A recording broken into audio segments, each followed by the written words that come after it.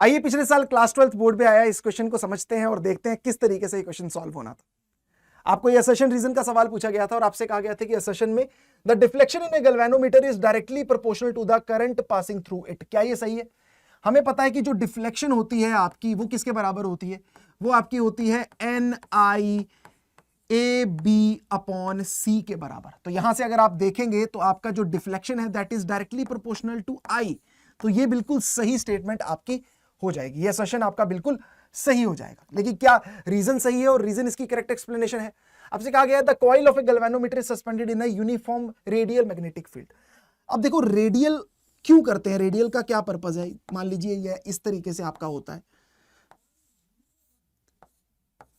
और ये आपका इसके ऊपर इस तरीके से सॉफ्ट आयरन कोर पे हमने इस तरीके से लपेट दी होती है कॉइल।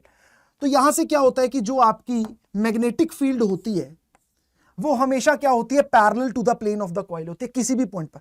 तो यानी कि जो एरिया वेक्टर के साथ इसका 90 डिग्री बन जाएगा और उसकी वजह से इस पे कुछ टॉर्क लगेगी। अब इस पर लगने वाली टॉर्क को बैलेंस करेगा रिस्टोरिंग टॉर्क, जो कि ये कॉइल सस्पेंडेड है तो उसकी वजह से एक रिस्टोरिंग टॉर्क लगेगा जो इसको बैलेंस करेगा। तो वो आपका हो जाएगा सी थीटा, जो आपका रिस्टोरिंग टॉर्क है वो हो जाएगा NIAB साइन थीटा के बराबर।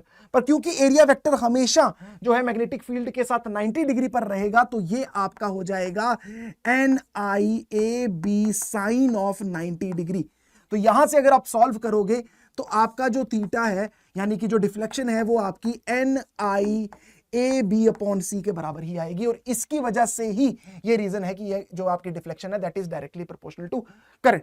तो ये आपका ये भी सही हो जाएगा reason, and this is the correct explanation of assertion. ठीक है बच्चों, तो आपने देखा ये असर्शन रीजन के सवाल कितने ट्रिकी हो सकते हैं और कितने इंपॉर्टेंट है। तो इसी के लिए मैं आपके लिए लेकर आ रहा हूं ऑल असर्शन रीजन का एक सेशन, क्योंकि आपके एग्जाम में 4 असर्शन रीजन के सवाल आते हैं। तो पूरे फिजिक्स के सिलेबस का जो है आपको असर्शन रीजन करवाऊंगा ताकि क्लास 12th बोर्ड एग्जाम्स में आपको असर्शन रीजन में बिल्कुल भी दिक्कत ना आए। तो जुड़ना मत भूलिएगा 4 फरवरी सुबह 10 बजे, जिसमें मैं ऑल असर्शन रीजन का सेशन लेने वाला हूं।